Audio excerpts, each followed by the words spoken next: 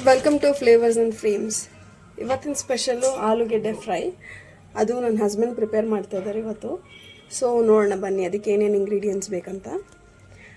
ಒಂದು ಆನಿಯನ್ನು, ಒಂದು ದಪ್ಪ ಸೈಜ್ ಆನಿಯನ್ನು, 1 ಸ್ಪೂನ್ ಶುಂಠಿ ಬೆಳ್ಳುಳ್ಳಿ ಪೇಸ್ಟು, ಕರಿಬೇವು, ಆಮೇಲೆ 5ರಿಂದ 6 ಮೆಣಸಿನ್ಕಾಯಿ ಸ್ಲಿಟ್ ಮಾಡಿ ಇಟ್ಕೊಂಡಿದ್ದೀನಿ ನಾನು.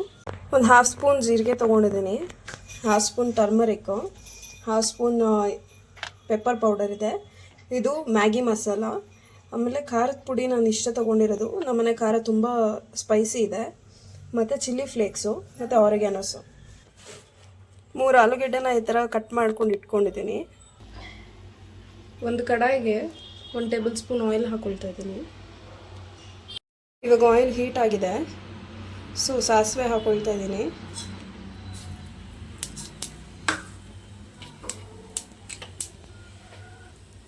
ಜೀರಿಗೆ ಹಾಕೋತಾ ಇದ್ದೀನಿ, ಕರಿಬೇವು ಹಾಕೊಳ್ತಾ ಇದ್ದೀನಿ,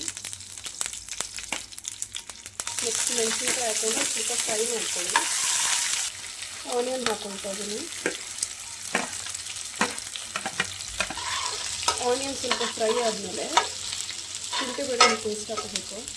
ಇವಾಗ ಆನಿಯನ್ ಸ್ವಲ್ಪ ಫ್ರೈ ಆಗಿದೆ, ಶುಂಠಿ ಬೆಳ್ಳುಳ್ಳಿ ಪೇಸ್ಟ್ ಹಾಕೋತಾ ಇದ್ದೀನಿ. ಇದು ಸ್ವಲ್ಪ ಚೆನ್ನಾಗಿ ಫ್ರೈ ಆಗಲಿ, ಹಸಿ ವಾಸನೆ ಹೋಗಲಿ. ಇವಾಗ ಆಲೂಗೆಡ್ಡೆ ಹಾಕ್ಕೊಳ್ಳೋಣ. ಇದು ಚೆನ್ನಾಗಿ ಫ್ರೈ ಆಗಲಿ, ಗೋಲ್ಡನ್ ಬ್ರೌನ್ ಆಗಲಿ, ಅಲ್ಲಿ ತನಕ ಫ್ರೈ ಮಾಡಿ.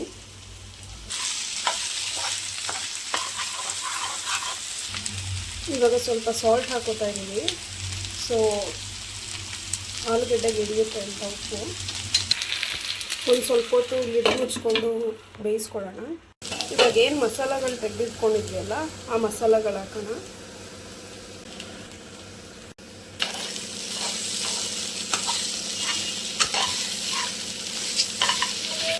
ಸ್ವಲ್ಪ ನೀರು ಆ್ಯಡ್ ಮಾಡ್ಕೊಳ್ತಾ ಇದ್ದೀನಿ. ಸ್ವಲ್ಪನೇ ಹಾಕ್ಕೊಳ್ಳಿ, ಇಲ್ಲಾಂದರೆ ಆಲೂಗಡ್ಡೆ ಫುಲ್ಲು ಸ್ಮ್ಯಾಶ್ ಆಗೋಗುತ್ತೆ.